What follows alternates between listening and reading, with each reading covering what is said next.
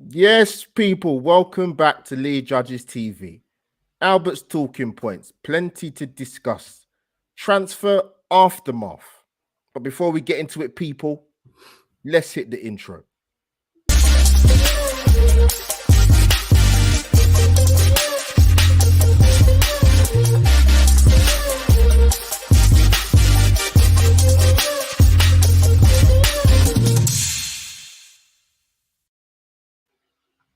Yes, people, and welcome back to Lee Judges TV.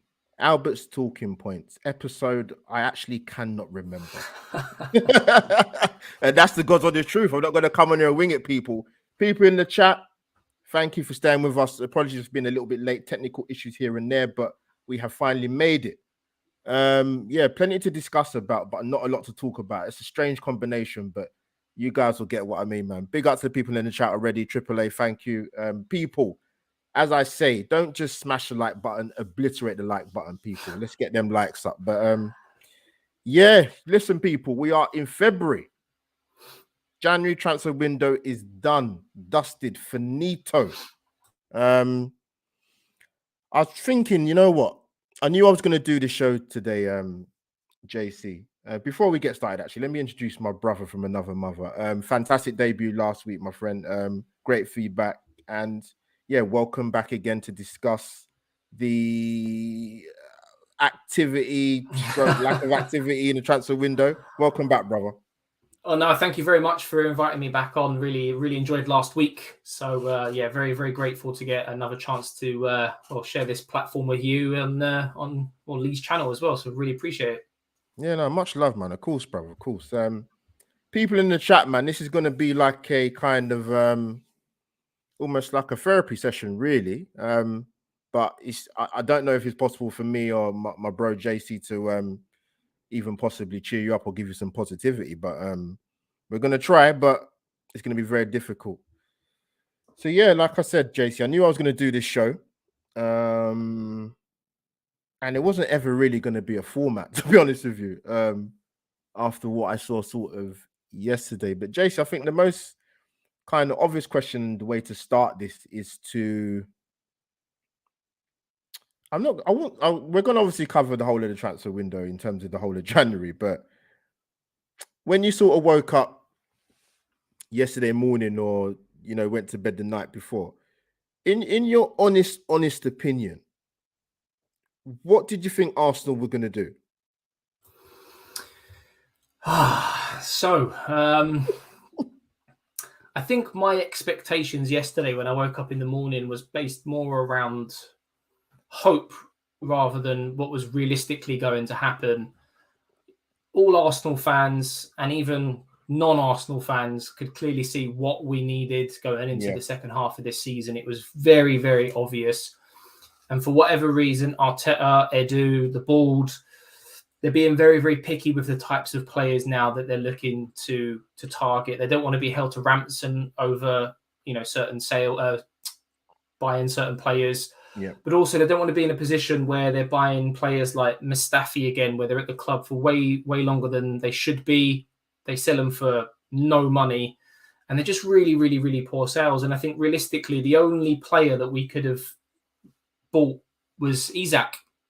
And it would have cost us a lot of money. And the fact that we didn't go out and splash the cash yesterday, 75 million, whatever his release clause was, it just tells me that he clearly isn't Arsenal's number one option. I know the whole rumours around Vlahovic or whatever, they didn't come to fruition. But there are a number of other strikers being linked with the club at the moment for probably similar-ish money. And it just tells me that he's not the number one option. And when the window ended, I wasn't surprised. And I'm sure a lot of Arsenal fans weren't surprised. Yeah. Do you think part of the problem with that was that Arsenal showed their hand in regards to actually going all out to try and get Vlahovic? Do you think that was probably the issue? Because the money was there. So. The money was obviously there. Yeah, no, I'd agree with you completely on that one because, when you look at the striker situation, Aubameyang was no longer in the fold. And this was prior to even him being linked with a move to Barcelona. Yeah. And Nketiah and Lacazette are leaving at the end of the window. They're not necessarily favoured. Lacazette's only really come back into the fold because, Aubameyang was dropped for discipline reasons. So I think, yeah. You know, we were even linked with I think the fella from Espanyol in La Liga, and he's got a £70 million or 70 million euro release clause, and they just said we don't want to negotiate. And why should they? You know, they're losing their best striker in January with, you know, a few days to go. They know Arsenal are desperate. He's probably worth about 25 million quid. But, you know, if you can force a club to give you double that, then why not? Yeah, sort of touching on the Aubameyang thing. Let's sort of touch on that first, to be honest with you. I said to you and Rowan last week that the way things have sort of gone, obviously, at Arsenal, I would have been very, very, very surprised if he'd have been here come the end of the window. Obviously, there were so many different reports. It was on, it was off, it was on, it was off. And then I remember, I think I saw it about 7:45, and they said it was back on. And I thought, you know what, I think this is going to happen. You know, I think what shocked a lot of Arsenal fans, has knocked them sideways, is that maybe not that he's gone, JC, unless you're probably, you know, an Aubameyang loyalist, or you got that sentiment towards him as a fan, irrespective of your age. But I think it's the fact that he's gone on a permanent, and that he's got it essentially was a free. I mean, where was your thoughts for the Aubameyang thing? Did you see him definitely going the end of this window? And on top of that, it's a bit of a loaded question. Why have Arsenal not addressed a key issue in the sort of the playing staff in terms of a striker? Because obviously, I said it yesterday when I was on the transfer show on Judges TV with Potsy and Judges, is that I don't understand how Brighton's biggest issue, for example, good football inside, cannot score goals for about the last 2 or 3 years. They went and bought in a striker. Burnley sold their best man in terms of Chris Wood, gone. They bought in a striker, vehicles from Wolfsburg. Newcastle, we're going to get another striker on top of Chris Wood, but that fell through. I can't remember the guy's name, but I know he played for a French club, but it's completely gone out my head. How have these clubs managed to do business in key areas and we failed? Do you know what? I can't answer that question, because it makes no sense to me when you do look at some of those transfers and the prices that some of these players have gone to clubs. You would have felt that a lot of them, maybe not Weghorst because of his age, but a lot of these players were fairly young and they would have had good resale value. So at the end of the season, when your Nketiahs and your Lacazettes go, if these players haven't worked out over the course of the next 6 months, you can move them on quite quickly. But also, the likelihood is we're probably going to sign a marquee striker in the summer, 50, 60, 70 million pounds. And this would have been a good player to have on the bench to come on to maybe change a game for suspensions, injuries, that kind of thing. And there were plenty of players around. I think there was a French lad who had his transfer fall through. He was linked with Newcastle. There was the fella that Fiorentina got to replace Vlahovic, for example, as well. All of these players around £20 million, which to a club like Arsenal is loose change, really, in the grand scheme of things. And I really, really, really don't understand. Going back to what I said earlier, the only thing I can think of is that Arsenal don't want to be forced into making certain player purchases now to stop a repeat of things like Socrates, Mustafi from happening. With regards to Aubameyang, I genuinely thought that he would be here until at least the end of the season because we didn't have a plan B. And it was obvious clearly, the minute that Vlahovic didn't work out, there was nothing, because it was literally there was about 2 weeks left of the window. Yeah. And it felt like we were literally rushing around in the last couple of days to see who was potentially available. And what I don't understand, and I think I might have seen you say this yesterday on one of the various channels that you were on, and you made a fantastic point. What has Aubameyang done behind the scenes? Because when you compare what he's done to someone like Granit Xhaka, for example, disrespected the shirt, he disrespected the armband, and he's managed to somehow make his way back into this team after several different incidents. There was the one at Leeds, the one at Burnley. and yet he still manages to play week in, week out, and occasionally get handed the armband as well. It just doesn't. I don't understand what's happened behind the scenes for Aubameyang to be exiled in the way he has. Yeah, no, you make a great point. You're right, because if someone has said to me, and people in the chat, whether you agree or not, if someone has said to me, Pierre-Emerick Aubameyang will leave Arsenal Football Club before Granit Xhaka, I would have laughed at you. And it's happened. I don't. And the thing is, JC, what you hear a lot of people turn around and say, Arsenal fans said it a lot. I can't say every Arsenal fan, I don't know every Arsenal fan, but they say that classic thing. And they go, "Oh, January's a difficult transfer window." I'm like, okay, but it's not an impossible window. So why is it that other clubs, irrespective wherever they are, in terms of either you can strengthen from a position of strength, i.e. the City and the Liverpool, you can do a Burnley or a Newcastle because you want to survive in the league, or you can be a Brighton because you want to push up in the top 10 of Europe. Business can be done. It's not an impossible window. People treat it like it's mission impossible. I expect Tom Cruise to jump out at the Emirates yesterday. I never understand that when people go, it's supposed to be a difficult window. I've never ever heard somebody turn around and go, January's a very easy window. The summer windows, transfer windows are supposed to be easy. They're difficult for a reason, but it's not impossible. So I just don't understand. I've got to be honest. I said this yesterday. Let me get the super chat up and I'll come back to you, JC. Sorry. Let's say thank you for the super chat. Here we go. Another song there. Thanks for the super chat, by the way. Thank you. Yeah, they got their songs ready already. The Barcelona fans, man. Trust me. But no, you know what it is, JC? I kind of said yesterday, on, like you said, on various channels, is that irrespective what type of Arsenal fan you are, whether you're ridiculously overly positive, stupidly negative, you cut through all the BS. Even I have to admit, I was shocked Arsenal did very little. No disrespect to the two American guys that have come in, right? Matt Turner and Austin Trusty. No disrespect to them. It's unfair on them to cop the Arsenal fans' social media anger. That's what I call it. But even I was shocked that Arsenal didn't bring in anyone. I have to be honest, even though I wasn't that confident going into the January transfer window. Where was your sort of thoughts and feelings in regards to that?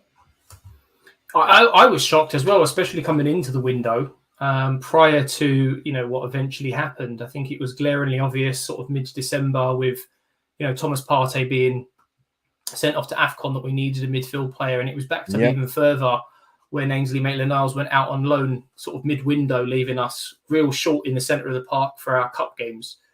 So I thought at the very, very least, there could have been some forward planning there. The club knew that AFCON was coming up. That's not come out. They knew. Mate. It's not like the Aubameyang situation. You couldn't have predicted that. It's a little bit different with AFCON. I'm still at this point now sort of blown away by it all. We could have still been in some of those cup competitions, had we have signed a midfield player. And I think it comes down to arrogance sometimes, because obviously you'll never know if these rumours are true or not. But Arsenal wanted Artur for 6 months. Juventus wanted Arsenal to sign an 18-month deal with a fairly decent loan fee, with an option to buy at the end of it. And I thought personally that it was a bit of a win-win situation, because if the player doesn't work out, he goes back to Juventus. If he sets the Premier League alight, we've got a fantastic player there, ready-made to come into the fold and do the business. But it's that, I don't know if it's an ego thing. I don't know if it's because Arteta and Edu were looking to target maybe other central midfield players in the summer, players like Ruben Neves, Tielemans, for example, that we're being linked with at the moment. But I think it might just be arrogance. It has to be. I can't think of any other reason, because we clearly needed at least two players, at least a central midfield player and a striker. And as you've already said, there were so many players available. Even if it was players that we didn't want or didn't necessarily need, there were players available. Yeah. That's the thing. Like, I made this point yesterday, JC, right? And I'm keen to get your thoughts, and people in the chat, drop your comments in below. If I don't get to read your chats out or get them on screen, I apologize now. But there's a lot of you in the chat, and we appreciate the feedback, because that's what we want to hear. 118 people watching. Thank you, people. Smash the like button, like I said.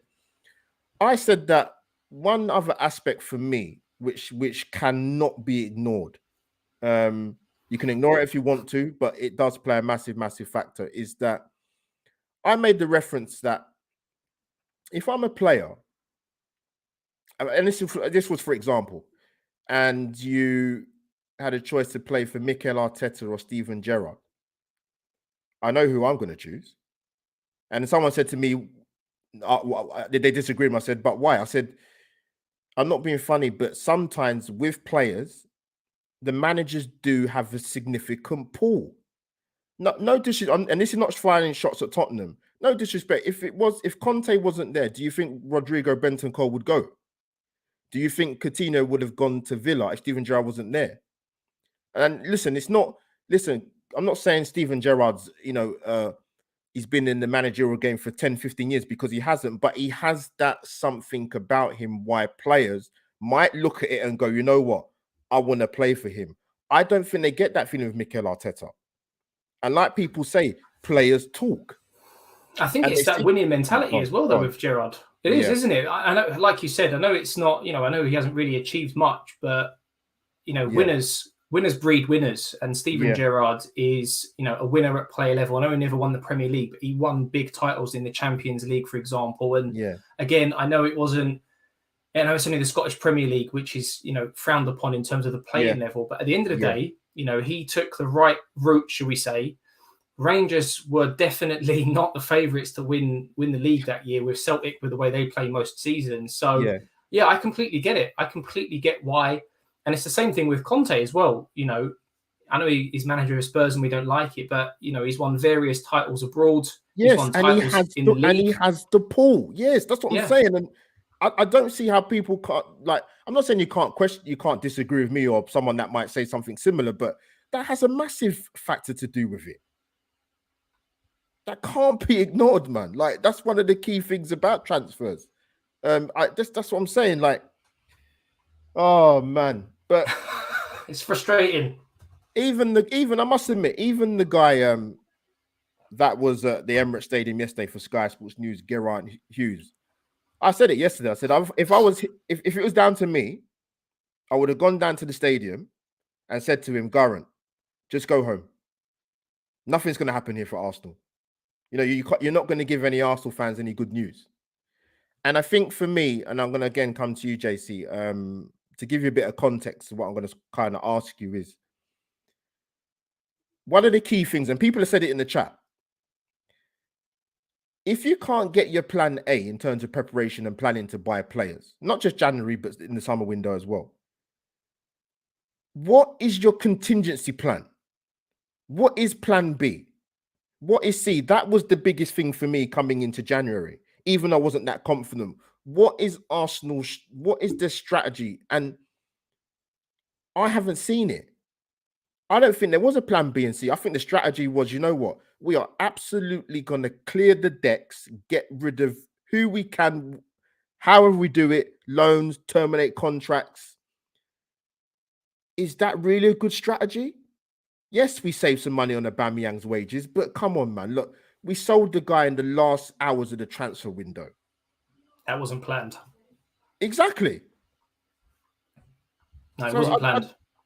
Sorry, go on. Come in, man. Sorry, bro. No, you're absolutely right. And the thing that makes me really question the whole process here is, I watch a lot of Tom's channel, for example, and he makes a great point over there. And he said, a club like Arsenal have got, hundreds and hundreds of players that they're scouting all the time in lists that they're keeping an eye on, and whether or not they're realistic or right for the club. And it does make me wonder what the plan was coming into the window. And it felt like the plan was Artur on loan, Vlahovic up front, and if they don't work out, tough, because there were no other solid rumours by regular, journalists that we rely on quite heavily. And it just, like you said, we've got rid of a load of players now, which, it has its positives. There's rumours flying around today that Saka's going to get offered a new 2-year extension. So, yeah, great. I get that. I get tying down our youngsters on long-term contracts. That is a really, really, really important thing to do. And it reminds me a lot of the transfer window we had last year in January, where we had the likes of Mustafi, Ozil, Socrates, among other players, they all left the club on subsidised contracts. Those contracts then ended in the summer. We went out and spent £150 million. We were the biggest spenders in Europe. It seems to me that Arsenal have massively gambled on that plan. That's the plan. Let's renew contracts now, and then we'll have another summer where we're going to have £150 million to spend. But what does that mean between now and then? If Arsenal finish outside the top 6, who's held accountable for that? Is it Edu, or does Arteta have the final decision? And that's, for me, is the big question. Because at the end of the day, if Arsenal sat here at the end of the season in 4th place, you know, we're all going to call it a masterstroke. We're all going to be happy as Arsenal fans. If Arsenal finish 5th or 6th, I don't think Arteta is going to be to blame, but people are going to look at people like Edu and Vinay and ask questions. We had a huge opportunity. We're 1 point off the top 4 right now. That's it. You make a good point. I'm going to touch on that. You just reminded me because I kind of had it in my head, but I lost it. But what you want to happen, right, in any transfer window, not just January, but obviously we have to talk about January because it just happened. 2 things you want to happen. You want to bring in, not just when you bring in players, what you want to do, you want to give the players in the playing squad already a lift in the team. And most importantly, you want to give the fans something to get their teeth into. Newcastle may still go down, but you know what? They've got a chance. The fans have something to get their teeth into. They've addressed the right back area. They bought Dan Burn for an absolute bargain. They got Bruno Guimaraes or whatever you want to say, however you want to say it. They bought Chris Wood. They've given themselves a chance. We haven't done that. And that's the problem. We haven't given ourselves a chance. You look at this, when I look at when Aaron Ramsey's gone to Rangers yesterday, right? Yeah. And I'm seeing the fans at Ibrox outside, and they look buoyed and they looked excited. And Arsenal fans went to feel like that yesterday. But I think deep down they knew. I don't think it's going to happen. I said it yesterday. Even some of the most reputable people I see on Twitter in terms of sort of coming from the broadcasting side and the journalism side in terms of probably being even Arsenal fans. I think even, I would say, as late as probably 48 to 72 hours before the window ended, even I could see the resignation in their faces to say, you know what? I don't think anything's going to happen, you know. And I think what you've seen sort of, it'd be interesting. I want to get your thoughts again, JC, in terms of what you've seen kind of social media wise and maybe even other channels. I think that some of the Arsenal fans, they're absolutely fuming, but they're masking it by just saying, you know what, you know, it is what it is, and they don't want to lose it, or they are very, very disappointed. I think, like I said, I think they're in shock that Arsenal actually didn't get some, again, like I said, nothing against the 2 American boys that have come in, that we didn't get something substantial over the line. You know, because, I mean, listen, most Arsenal fans know, well, every Arsenal fan should know, yes, the January transfer window isn't easy, but however, it's not impossible. When you got other clubs at different ends of the league having to strengthen because they want survival in the league or they want to push on for Europe, to Arsenal to take the strategy, and we're not there, we don't know, but what it appears to us, what we see, to take the strategy to clear the decks but not get anybody in, knowing that we are a couple COVID cases away and a couple injuries away from having already a depleted team and squad, is utter madness. It is. It is utter madness. And if you go through the Arsenal team at the moment, we are literally 2 injuries away from a worse scenario that we were in mid-January. You know, you look at it, we've got 2 left backs, 2 right backs, 3 centre backs, 5 midfield players, 2 strikers, and 3 wingers at the club. That's something stupid like 19 to 20 first team players, because you can't really count on the youth system. I know a lot of Arsenal fans are really, really excited by some of the youth players, just as I am. But at the end of the day, you can't throw them in the deep end. And Charlie Patino's performance against Nottingham Forest was evidence of that. Yeah. This transfer window, for me, a lot of Arsenal fans at the start of the season didn't even think we would be in this conversation in terms of an opportunity to secure Champions League football. Yeah. In this season, I think a lot of Arsenal fans were probably thinking that would come next season. And this is, I think the last time we came this close was Emery's first season at Arsenal, where he finished 5th. And you look at the squad he had and managed to do it with. I just don't understand when you look and break down the amount of money that we have saved in wages alone, because a lot of these players that did leave Arsenal in the January transfer window were basically given away. Yeah, the Right? freebies, isn't it? Yeah, there's good. Yeah, Freebies. They were just given get rid of away. them. Just get rid of them. Chambers, Yeah, £2 million, yeah. including his wages, for example. Aubameyang, I think Sky Sports were reporting that they're going to say something stupid like 25 million in wages over the next 18 months. And those are just two players off the top of my head. That doesn't include the loan deals where other clubs are covering wages. If you put all of that money together and add that on top of the money that we apparently already had available, why aren't we putting a bid in for someone? That's what I don't understand. And going back to my previous point, I think it comes down to arrogance of Arteta knows who he wants. That player wasn't available. So he'd rather just put up and shut up and hope for the best between now and the end of the season. I can't think of any other reason. I literally can't think of any other reason, because why else was Aubameyang over in the States before he went away on his 2-week hot weather training in Dubai? Yeah. Surely they were talking money. What else could they have been talking about? Yeah. They could have been talking about his contract. Arteta went over to America last week, didn't he? He did, yeah. I mean, even that talk about I said it to you last week, even that talk about him potentially getting a 2-year contract extension, I thought the timing's horrific for that even to come out. Yeah. I mean, and I said to you last time, and I say it again, and people in the chat, I don't know what you guys in the chat, what you do in terms of a job for a living, but have you ever been given a pay rise for a poor performance? Because I haven't.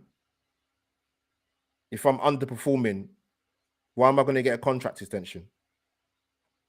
Or am I gonna? Oh yeah, I can blame the team. But at the end of the day, evidently you will lose your job. Yeah. But like I said, we're in a very unique situation because obviously, listen, Kroenke's he's all right. Things are happy for. He's all right for him. He's in America chilling, eating cheeseburgers. Man, he's happy. Super Bowl's round the corner again. It's true. Like, yeah, it's true. It is true. I saw the I think he did an interview apparently a couple of days ago now. Arsenal fans, hopefully you didn't read it, because I tell you what, your blood would have been absolutely boiling. And you know what? I think, you see, with the Callum Chambers, for example, him going, right? It's not the issue that he went. And this is what I mentioned this a few days ago, that this football club, I take into consideration it was under a different regime, but the same patterns are still happening. We could have sold this guy for 25 million to Leicester 3-4 years ago. We've let the guy go, and apparently for an undisclosed fee. It's remarkable, this football club. It sees to fail to. Honestly, it's unbelievable. But that's not the first example, though, is it? There was this situation, was it a year ago, where Nketiah could have gone for 20-25 million. Yeah. Ainsley Maitland-Niles the same with Wolves, I think it was. You know, those three players alone that you've just mentioned there, you know, that's 75 million quid. Yeah, it's crazy. It's crazy. So I did a quick comment there. So hi, how are you guys? Nice to be Games FC. Thank you, bro, for tuning in. As Arsenal fans, going to set this from the owners who spend big in the NFL to win the Super Bowl whilst they're using Arsenal's funds. Games FC, you know what? Big up Daniel Bailey yesterday on the Judges TV, because he mentioned about the fan base. And he wasn't saying it in a way that he was sort of ripping them or whatever. He was talking about in terms of when the protests and, you know, trying to enforce some kind of change. And he made a good point, because people know, for those ones that were able to go to the protests last season and the big one against Everton, but then the ones against West Brom and the ones against Brighton, the fans wouldn't. I've always said this: I don't expect any fans of any football club to totally unite. It's just not going to happen. No. Particularly with our fan base. It's so fractured, they're never going to come together. Listen, it's not easy to get an owner out. I don't know how it's going to happen. I don't know how it would happen, but Arsenal fans are not on the same page. You've seen it in terms of, you know, some have a lot of sentiment and are very happy to defend certain players. You got some fans that are very critical of players that could potentially join Arsenal. For example, as you know, JC, people in the chat, if you see my channel, I'm a huge fan of Yves Bissouma. Yet I see more hesitation about him being a potential Arsenal player, but then you've got some fans that are happy to defend Granit Xhaka. I just don't understand.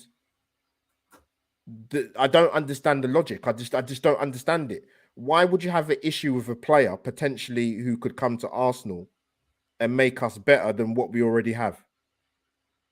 Why would that be a problem? What? Because he plays for Brighton? Snobbery. Yeah, it is. I've said it before, mate. I've said it before. Yeah, JC, sort of going back to sort of Vinay, Edu, and Arteta, all three of them, to be honest with you. I said it the beginning of last season. That, and I'm sure people in the chat, myself, have got mates who support other football clubs, i.e., the Liverpool's, the Man. Well, I don't know about Man City, but definitely Man United. But and we had three key senior figureheads at the club that are all inexperienced. Yeah. You go and speak to people. Go and speak to your Man United mates or your Liverpool mates or your Chelsea mates. Go and ask their fan base, when have you had a time in your history, where that has happened? Why has it happened at Arsenal Football Club? Inexperienced manager, inexperienced CEO, inexperienced technical director. Three key senior figureheads and all inexperienced. People said, no, look, the old regime's gone. No more Wenger, no more Gazidis. These guys, give them time. I'm like, cool, but trust me, this is a difficult gig, man. At any football club. Any club, especially Arsenal. And you know what? I think for me yesterday, I think it just smelt of inexperience. It smelled of lack of preparation. And they was prepared to take a gamble. Why? When you're in the race for top four and to get back into Champions League football, you've got no cup competitions to worry about. One game a week now. Yeah. So, Jay, what's your thoughts in terms of Vinay, Edu, and Arteta? Do you agree with what I'm saying, or? No, I do agree with what you're saying, because what it boils down to at the end of the day is the fact that whether or not people want to blame the owners, blame the manager, blame the senior figureheads within the club, what it really boils down to, whether or not the owners put money up, yes or no, they're just not interested. They're literally not interested in any way, shape, or form, because if they were interested, then they would have brought other people into these roles. And I think it just comes down to convenience more so than anything else at the end of the day. You know, Mark Overmars, who's done a fantastic job at Ajax, for example, over the last few years, has been linked with the club on several different occasions, been available during those occasions as well. Arsenal have had God knows how many opportunities to bring someone like that in, among others. When you look at the recruitment done at the likes of Leicester and West Ham as well, when you look at the people that they've brought in upstairs, Arsenal would have had similar opportunities, but they've chosen not to do it. And what it boils down to, unfortunately, is the owners, they're not interested. And what I'd be really, really interested to know is where the owners, what the expectation of the owners were at the start of the season, because this is clearly just an opportunity for them to make money. Yeah. For all we know, he could have turned around and said, look, get sixth, get back into Europe. It's an extra couple of quid in their pocket. People like Edu, Vinay, and Arteta all keep their jobs, and we move on. And there's nothing that we can do about it, unfortunately, because it is just something for them to make money. And that's what it will, until the club stops them from making money, they won't make changes. It's as simple as that. Arteta, I like the guy, but unfortunately, people like Arteta, Edu, and Vinay, they're yes men. Yeah. I think this Arsenal fans won't like it, but Arteta will be here for another couple of years. At least. I mean, for example, what would be the circumstance for him to get sacked? Because we forfeited, no disrespect to Villarreal, because they went on to win the Europa League. We completely messed that up. You know, the resting of players against Southampton in the FA Cup didn't go down well. No. We're out of 2 cup competitions before it turned to February. I would need someone. They would need to make me understand, what does a manager have to do in order to be moved on. You know, we finished 8th in the last 2 league campaigns. It's touch and go. It could happen again. I said at the start, I was asked at the start of the season by judges, where do you think Arsenal will finish at the start of the season? I said, I think Arsenal will be lucky to finish top 8. People looked at me shocked. I said, I'm being deadly serious. I'm not taking the mick. Do you think I want Arsenal to finish 8th? Really?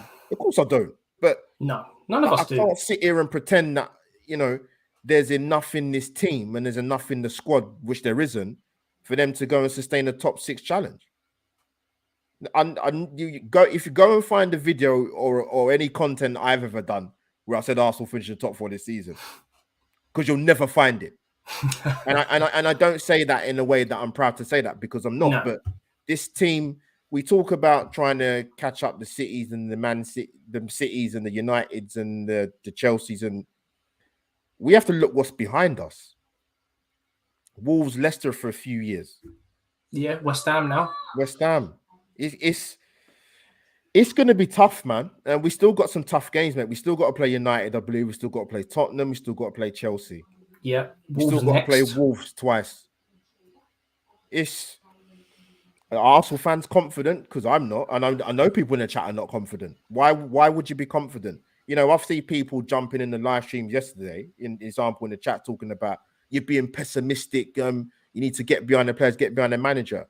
How can you say that to Arsenal fans seeing what we saw in January? Look at the lack of strength depth in the squad. Do you want us to be optimistic? Yeah, I can get optimistic about Saka. Yes, sir. Love Kieran Tierney. But,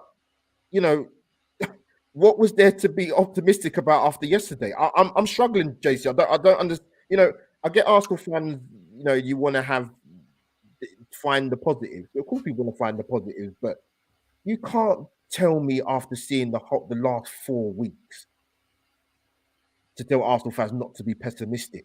I mean, I find that remarkable. I do.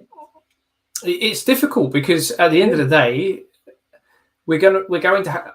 Look, it's not unfathomable that we won't have a repeat of the first half of the season in the second half of the season. And if we do that, if we somehow manage to do that, we will still be in that top 4, top 6 race, for example. I don't know how we're seeing it. Don't know how, but we've seen how quickly that can become undone by simply just a few injuries.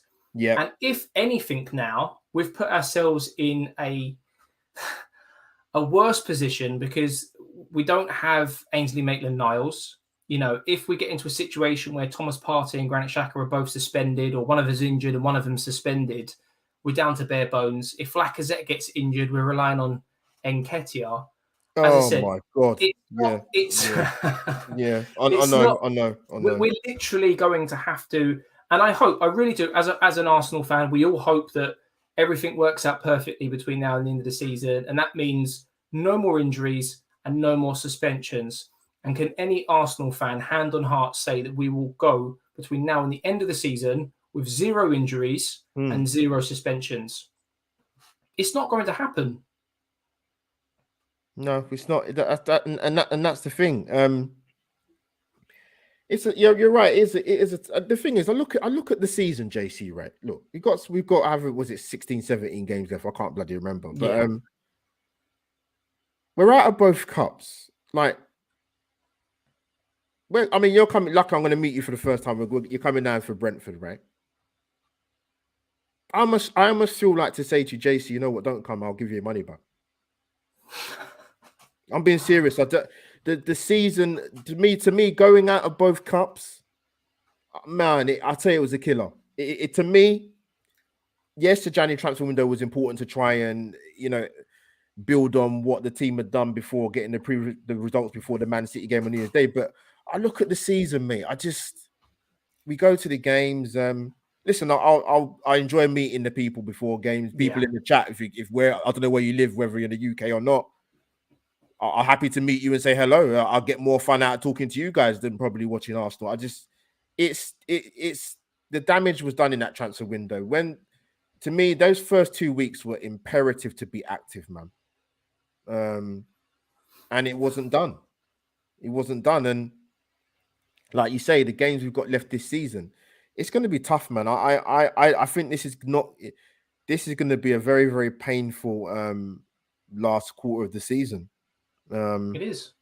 I know people go, "Oh, but we can go big in the summer," but we've been saying that for years, years, under probably 3 managers. So what's going to change this time? Like the only thing that could even, and it won't happen. I'm just chatting rubbish, people. Just ignore me.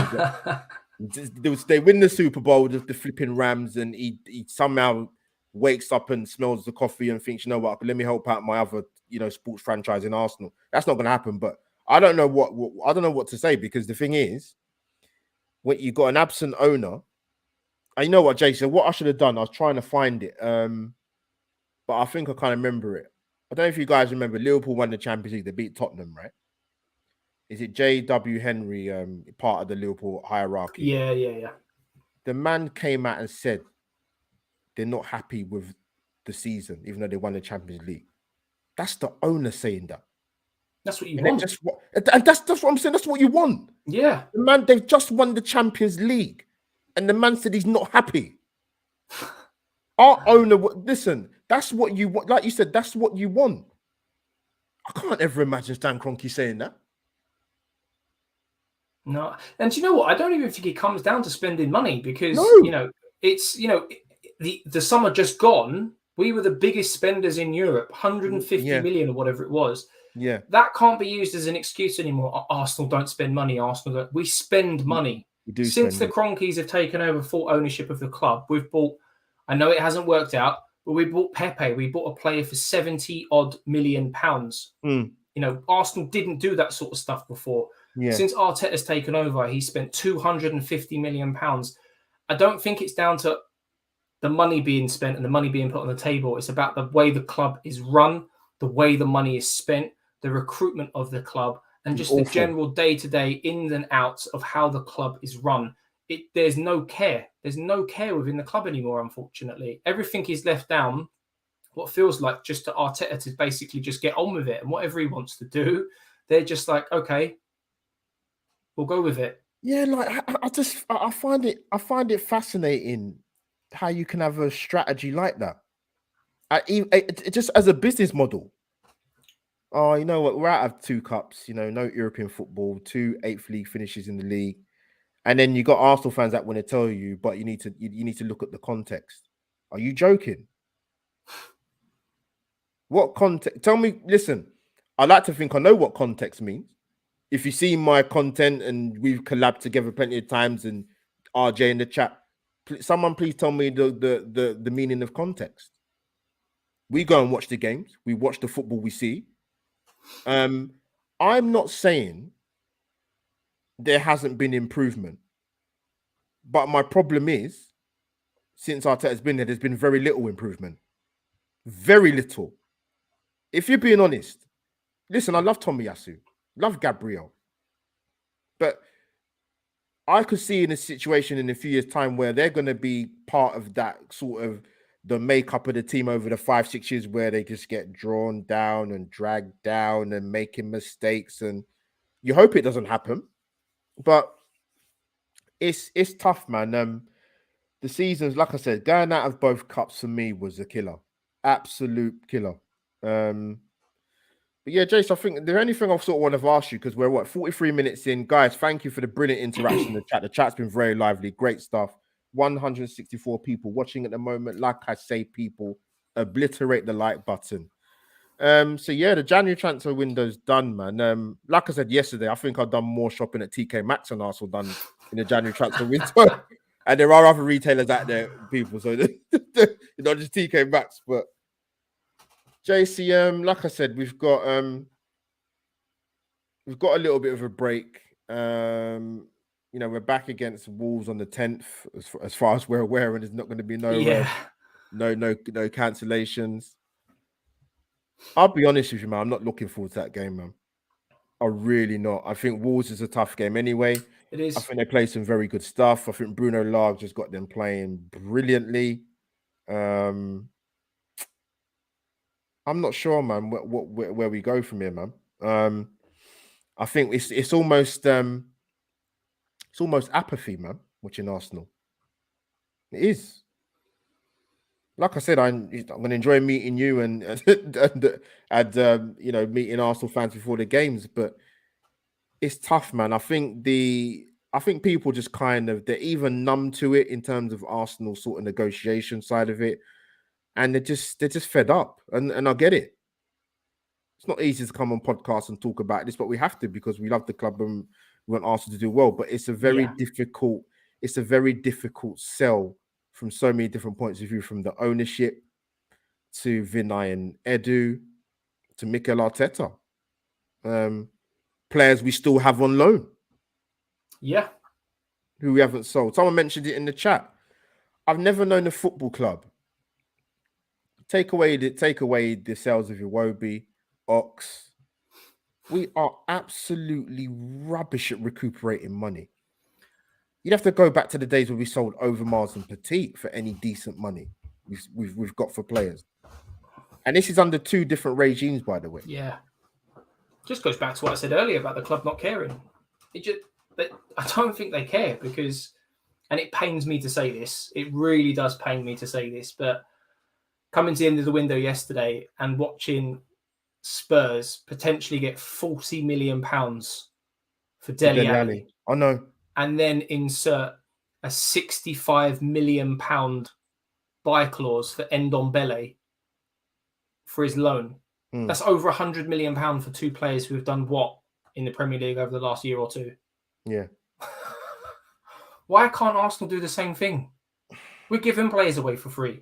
And in some cases, we can't even give them away.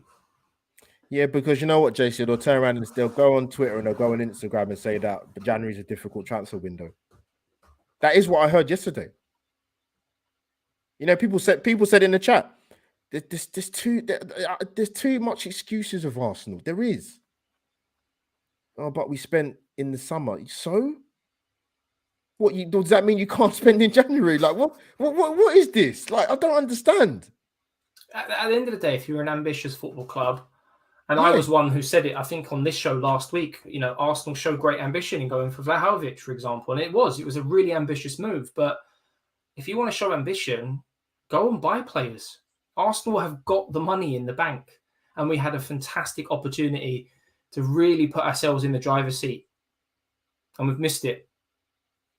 I'll back the boys, don't get me wrong. I'll back the boys. I'll turn up to all the games. I'll watch all the games, and I'll sing people's praises when they do well. But in terms of confidence, it's dropped massively, hugely.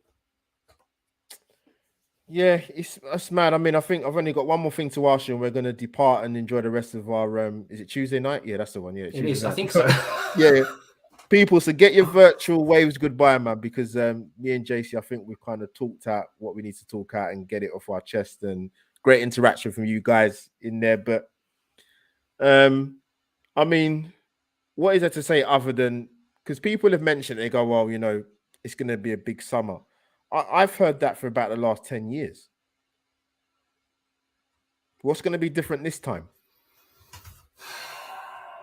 We're going into the end of the season with two strikers that are not going to be here. Aubameyang's gone. 3 goals from Lacazette, none from Eddie Nketiah. A leading goal scorer is Emil Smith-Rowe. And even he's been off the ball the last few games. Yeah. Maybe injury, maybe COVID. I don't know. But it's just, it doesn't, people talk about positivity and throw it out there like it's like it's tap out of water. No, it isn't. The club has to give you something as a fan. They didn't give us anything for the last 4 weeks. In particular, just to, like I said, to look at the scenes at Ibrox with the Rangers fans losing their mind getting Ramsey. That's what we should have been doing yesterday in terms of getting players to come in and just give the club a lift, man. Yeah. Give the playing squad around them a lift. We've done it before. We've done it with Aubameyang 4 years ago. We've done it with Ozil before that. Brought players in January before. Mate, I don't know. Or on deadline day even. Yeah, yeah, of course, yeah. But just I see that and I just think the Everton fans have got their they've been on a rotten run of form. They've got their teeth got the something to sink into. They've got a new manager. Dele Alli's gone there. They've got Van der Beek on loan. Newcastle have addressed a few issues. Like I said, clubs have done. That's the problem. They've done what they need to do. Arsenal have done the opposite. You're relying on players going out. Like I said, even the most mild-mannered people were like, you know what? I think even they was fuming yesterday. They didn't show it, but they were. But JC, look, we can't say any more than we have to, man. We wait till the 10th against Wolves, and as people keep saying, we will see in the summer. We've cleared a lot of dead wood. We will see. Mikel Arteta's gonna have a rough few months, man. I'll tell you that, mate. I'll tell you that definitely. But JC, man, once again, thank you for coming on. Tell the people where they can find you for your amazing content on your channel, bro. Well, no, firstly, I just want to say thank you for inviting me back on the channel. I've really, really enjoyed this evening with yourself. Love sharing your opinions, and the chat's been absolutely fantastic as well. So thank you very much. Big everyone up in the chat. Yes, if you haven't got too bored of me this evening, I do have my own YouTube channel. We Are the Arsenal. I have a show on later this evening at 9 o'clock for a very, very similar topic of conversation with a couple of lads, Neil from Cannon FC and John Jordan. So, as I said, if you're not bored, come and join me at 9 o'clock. Subscribe, and hopefully I'll see you on this channel again in the future. Yeah, big up to you, JC. People, go and subscribe to my brother's channel, man. People in the chat, give yourself a round of applause. Get your virtual waves in goodbye, man. Like I said, obliterate that like button. And of course, your host, Albert JTV. I do have my own channel, people. The aim is to get to 1K before the end of the season. I actually didn't have that as a plan for the start of the season. It was a big up RJ in the chat. He said to me, I need to push it. And no, I appreciate that support, man. So people, help me get to the 1K mark. That is Lee Judge's TV over and out, people. Another episode of Albert's Talking Points. Transfer aftermath. People, Gooners, good night. God bless. We are over and out.